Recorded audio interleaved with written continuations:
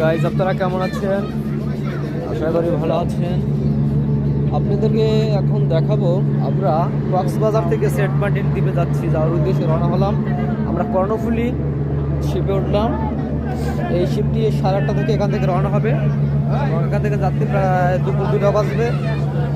তো আমরা এখন রওনা হলাম। আপনারা দেখাতে পাচ্ছেন যে কী রকমের আমাদের পাশে দুইটা শিপ আছে।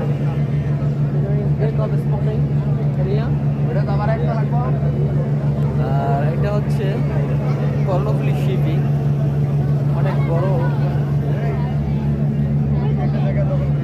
তো ভালোই। এটা হচ্ছে আমাদের ক্যান্টিন।